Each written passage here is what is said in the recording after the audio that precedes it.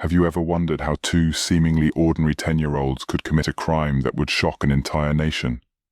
How the innocence of childhood could be replaced by an act so sinister it would leave a mark on British history? This tragic story begins in the early 90s. Thompson and Venables grew up in circumstances which had both striking similarities and profound differences. Both boys had parents who had separated. John Venables' mother, Susan Venables, was painted as a loose woman who was always seen around different men. Robert Thompson's mother, Anne Thompson, who was heavily dependent on alcohol. Robert Thompson was also the fifth of 7 children. A week after Mrs. Thompson broke up with Robert's father, her family home burned down in an accidental fire. Things were getting worse. The kids were becoming more violent towards each other, fighting, biting, and even torturing one another. Struggling on her own and not being able to control her chaotic home, she turned to alcohol and was often found drunk in her local bar, rather than looking after the children at home. There are multiple reports to show this was a dysfunctional family. One of her sons had got a knife and tried to stab one of his brothers. Another one of the brothers, Ian, tried to get away from the family, even trying to force himself into care by the social services, but always found himself back at the house. He would also try to overdose on pills. The mother also once tried to overdose on pills. The Venables' lifestyle at home wasn't the best either. John Venables had 2 siblings, a brother and sister. They all lived with his mother, Susan Venables, but he did spend Fridays and Saturdays at his father's, Neil Venables' home. There was a time when Susan Venables had the police arrive to her house after receiving a call from a concerned neighbour about the kids. The police arrived at the address not too long after the call. Once there, they realised that there were 3 kids home aged 3, 5 and 7. Susan Venables would be nowhere to be seen. She would arrive home a couple of hours later. Which is funny, because Susan has always claimed to be a caring, loving mother to her children, who took them away on multiple holidays, made sure they always had gifts for Christmas and birthdays, and had loving siblings. When in reality, out of the 2 parents, Susan Venables was considered the much harsher parent, and John Venables was afraid of her. John Venables was always known to be very hyperactive and always getting into some sort of trouble. They would like to tie animals to railway lines and watch trains hit them. They also liked to use an air gun to shoot pigeons' heads off. They also seemed to enjoy causing problems with other classmates. Each had difficulties with attendance, learning and behaviour at school. They bunked off, they shoplifted, they were violent. All these pieces made up a pair of empty, broken young lives. There are multiple factors that led these 2 boys to do what they done that day. A troubled home, a mother that didn't care enough for their children and an absent father. Social services that didn't care to do their jobs and protect the kids at that home from the violence that surrounded their life, which the social services knew about, but always claimed there wasn't enough done for them to come and put the kids into care and separate them from their parents. This has included being abandoned at home alone for hours on end. Different men in and out the house all the time. The mother, as well as one of the brothers, attempted to take their own lives. It was the 12th of February 1993 when these 2 friends, Robert Thompson and John Venables, both 10 years of age, were meant to be at primary school, but were playing truant. To be honest, these 2 were known for hardly going or even staying in school. These 2 troublesome kids made their way to the New Strand shopping centre in Bootle, Liverpool. While at the shopping centre, the 2 boys were seen going into various stores and shoplifting. They were also seen standing around pointing and looking at other children. This day, Denise would go to the shopping centre with her 2-year-old son, James Bulger, a happy little boy who was full of life. Him and his mother would look and shop around the mall. The mother would then arrive at a butcher's by the name of A.R. Timms at around 3:40 p.m. Denise would let go of her son's hand to pay for the meat she had purchased. At this time, Robert Thompson and John Venables noticed James Bulger standing there waiting for his mother to finish paying. They started to call him over. They then took his hand and casually headed out of the shopping centre at 3:42 p.m, which was all caught on CCTV. Denise would realise that her son James was nowhere to be seen and started to panic, running around and asking people if they had seen her 2-year-old, as she cannot find him nowhere. She would then notify the police. During all the panic, Thompson and Venables would be walking James towards a canal that wasn't too far away. Along the way to the canal, they would pick up little James, slam him on his head, causing cuts and bruising to his face. They would also joke with one another about pushing him into the canal. They would then walk a mile or so to Walton in Liverpool. Along this journey, there were multiple people that saw these two kids with a toddler. There are witnesses that state they saw James crying while walking with the two boys due to them pushing and hitting him after they had dropped him on his head. The crazy part about this is they were seen by over 40 people from their journey from the shopping centre to Walton, and only 2 people confronted Thompson and Venables. But the 2 boys managed to convince them that he was lost and was taking him to the police station. What I don't quite understand is, if 2 10-year-olds are with a lost 2-year-old, especially a 2-year-old that is crying his poor eyes out, why as an adult would you not want all 3 of the kids to get to the police station safely, instead of leaving a 2-year-old in the care of 2 10-year-olds? The 3 would soon be in the area Walton, close to the police station, but the 2 boys had no true intention of ever going to the police station. They would instead lead James to Walton and Anfield railway station. Once there, in an area out of sight of people that would begin to punch little James Bulger over and over, he would lay on the floor defenseless, and they would continue to stomp on him. They would throw bricks at him and pour paint over his eyes and face. Batteries were forced into his mouth. Eventually, the 2 boys would pick up a railway fish plate and drop in onto James, crushing his skull. It is said he ended up with roughly 40 different injuries. Before the boys would leave him dead, they would decide to place him on the railway track so a train would hit him. Some kids playing would find his body 2 days later, cut in half, as a train did hit Bulger. Walking, you could just see it there as you looked on the floor, just right there, like a little pat. Because I said, it's a baby. The police would be called to the scene. After the crime scene would be investigated, police did suspect that there could have been some type of SA due to Bulger's bottom half of clothing being removed. Shoes, socks, pants, underwear and his foreskin had been forcibly pulled back. The first to be picked up by the police was a 12-year-old boy. 3 other youngsters would also be arrested in connection with the murder. They would be taken to a police station in Kirkdale, Liverpool, roughly 2 miles from the murder scene. A mob would start to build of angry citizens, and riot police would be used to control the mob. Those 4 youngsters would be cleared within hours. With the body of James Bulger being discovered, the police would release the CCTV footage they had to try to find out who these 2 boys were.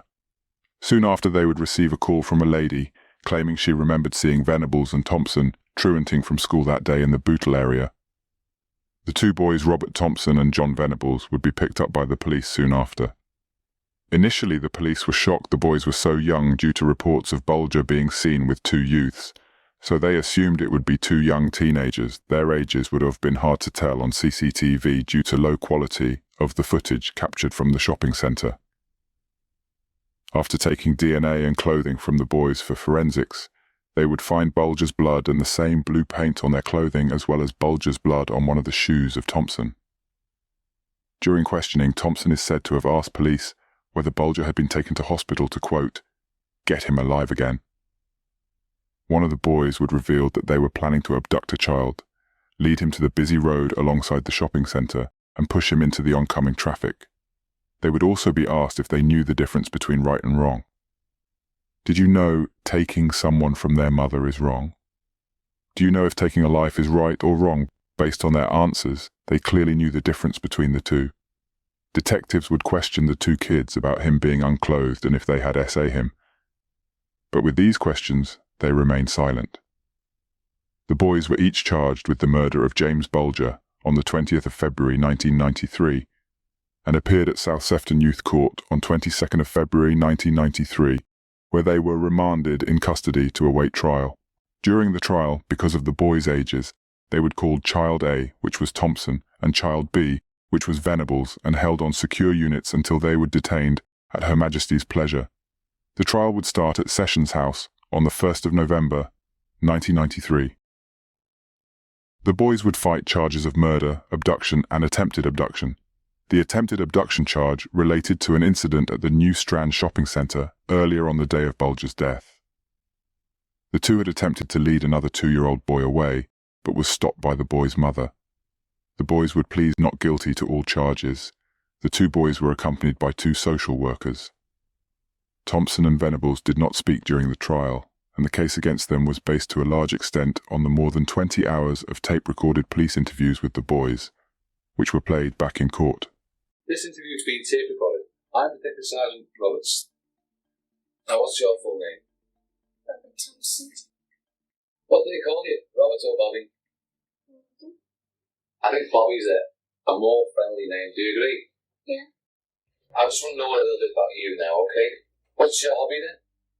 Skipping school. Skipping school, is that right? That's not a hobby, that's a profession, Bobby, when you do it as well as you. Bobby, I came round to your house this morning, didn't I? Yeah. What did I say to you? Listen, Correct. What for? James, James. What about James? that you said on suspicion of murdering. Well, very well remembered. Did you ever see him in the Strand? You shook your head again. Yeah. Bobby, was that on the day that we're talking about? Was that on this Friday? Yes. Yeah. We were going up the escalators. You were coming through the doors that there's loads of. Who was he with? Bill. Little James. His mum. With his mum. He was just running around, was he, James? Yeah. Will you tell me exactly, slowly, right? Just said come here. And then he grabbed his hands and walked up to Strand. How did he come up to John? How did he come up to John? James. When he was walking around the Strand, Who was? James. the baby, Was he? I told him to take him back. He did what? Told him to take him back. You told him to take I it don't back? know All right, Bobby. No, you're not getting all the blame. You're just asking your son. You're trying to balance it. the blame. Wait a minute, Bobby. You see, little James is following you up on stage, right? But on another picture, John, it appears as if John had hold of his hand. Yeah, well, why are you questioning me and John as well? John saying to us that he wasn't down at the Strand. But we were. I know you were at the Strand, but why should he lie to us by saying that he wasn't in the Strand? He's scared of saying that he was down in the Strand because something happened, didn't it? After they got told, Yeah. not by me. We certainly admitted throwing stones and things like that. But he's blaming you for a lot of things. Yeah, but why Do you understand? me? Well, I want to know the truth, right? The whole truth. There's other things going on, isn't there? I know the truth.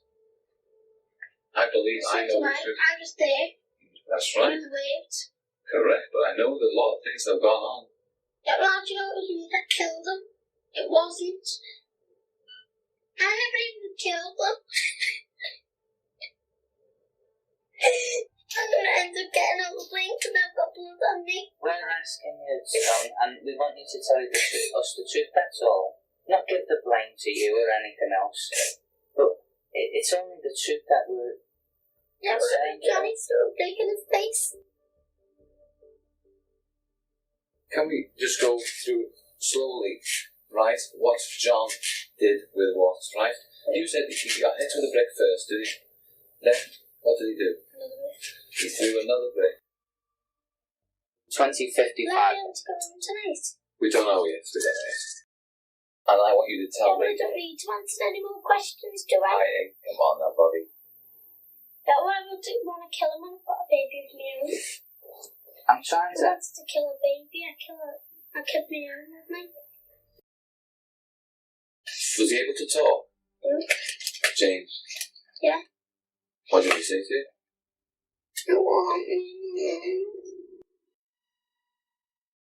He said that the two of you were in the Strand and that you saw the little boy. Never. Yeah, we was, but we never saw any kids there. We never rode any kids. So you were in Bootle New Strand. Was you in Bootle Strand? We never got a kid, Mum. We never got a kid. I must ask you not to get angry with him. I never got the boy. I never killed him, Mum. He said that you took him by the hand and led him out of the Strand shop. We never. He's a liar. calm down. I can ask you. Alright, come on, look. Have you got those two? God knows the truth, I'm telling you that he never. He was too scared. He was probably too scared. A short while ago, as is detailed on your custody record out there, you had a conversation with your mum, and you then requested that myself come into the room. Is that right? Yeah. And what was it you told us? That I killed James.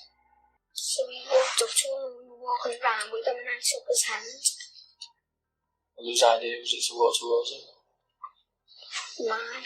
Was it? What did Then you it say? was Robert's idea to kill him. And we went outside to check him out. What for?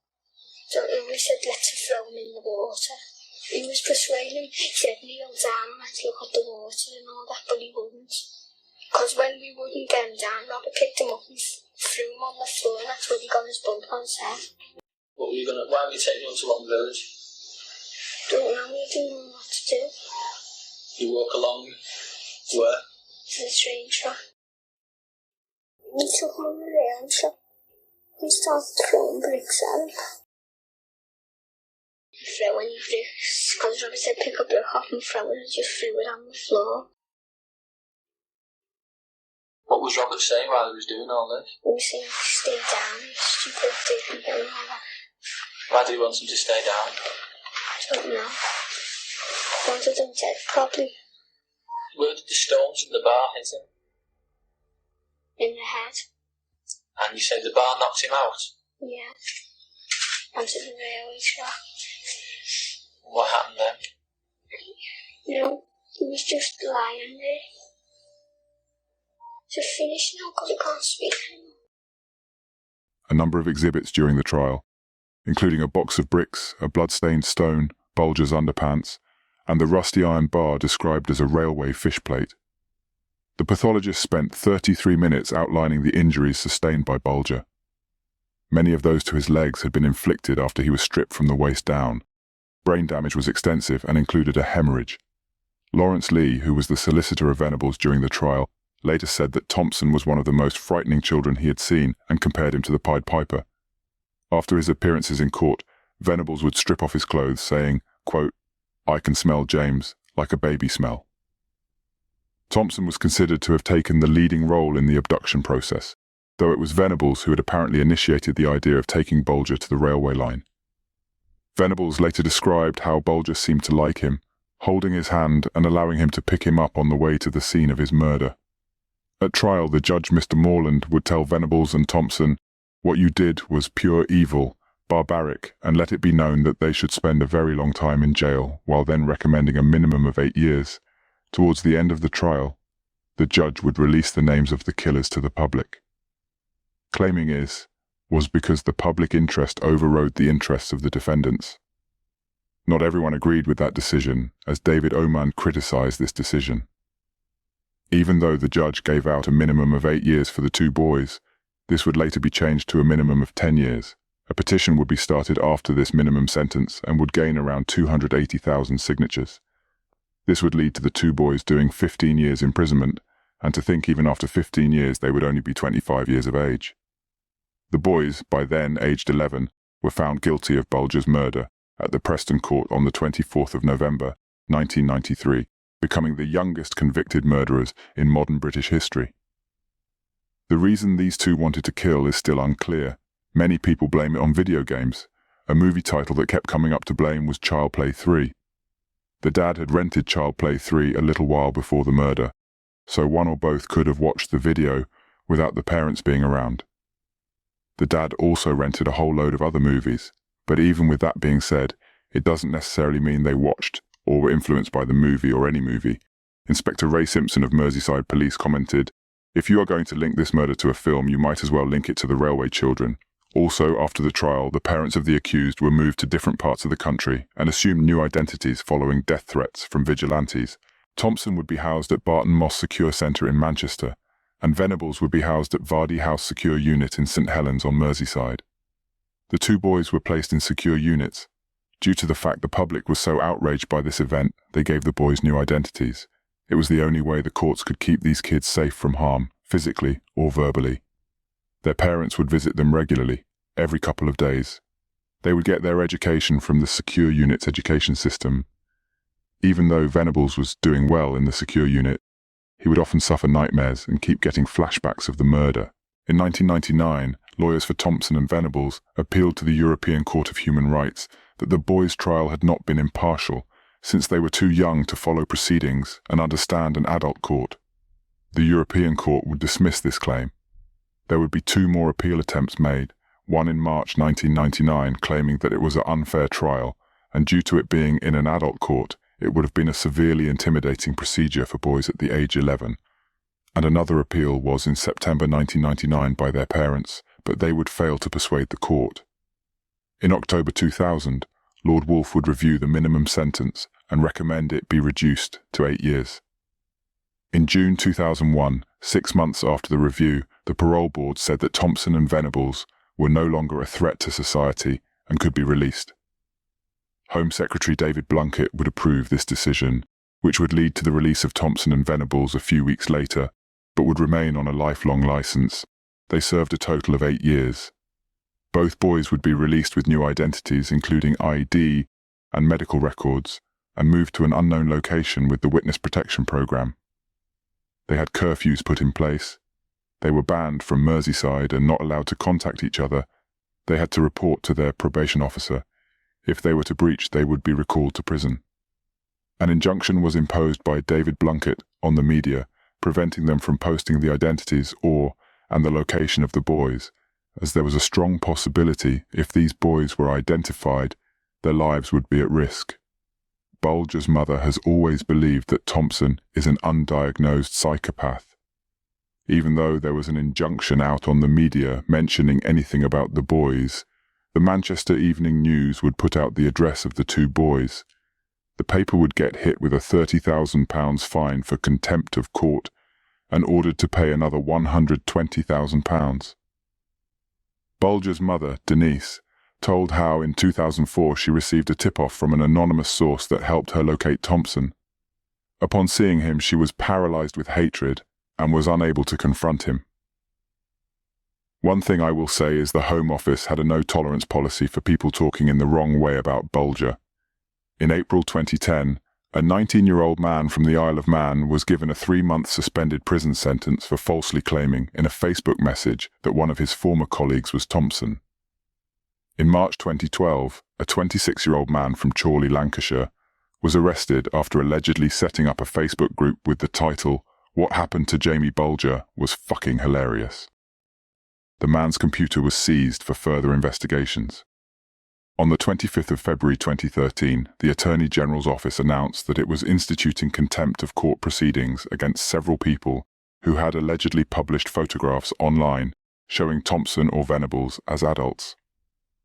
The 26th of April, 2 men received suspended jail sentences of 9 months after admitting to contempt of court by publishing photographs that they claimed to be of Venables and Thompson on Facebook and Twitter. The posts were seen by 24,000 people.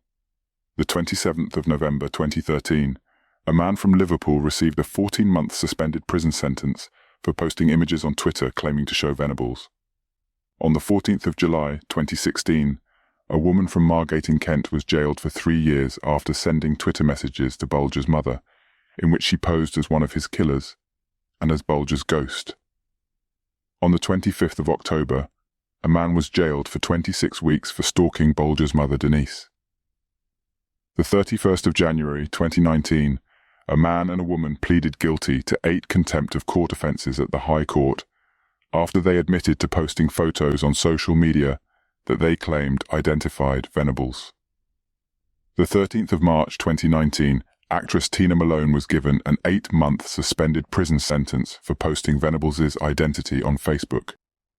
In January 2020, a 53-year-old woman from Ammanford in South Wales received a prison sentence of 8 months. A little is known about Robert Thompson, as he has stayed clear of trouble. There are rumours he has been moved to Canada or Australia to keep his identity safe. In 2008, Venables, now 26 years of age, would be arrested on suspicion of a fray, following a fight. he would claim self-defense. Those charges would be dropped. Later that same year, he would be caught in possession of cocaine. He would be placed back on a curfew. He was sent back to prison in 2010, charged with possession and distribution of indecent images of children. It was alleged that he had downloaded 57 indecent images of children over a 12-month period. He would be sentenced to 2 years in prison. Once released, he would be given a new identity yet again. Another reason for the new identity is a website would come out in 2011 dedicated to exposing pedophiles.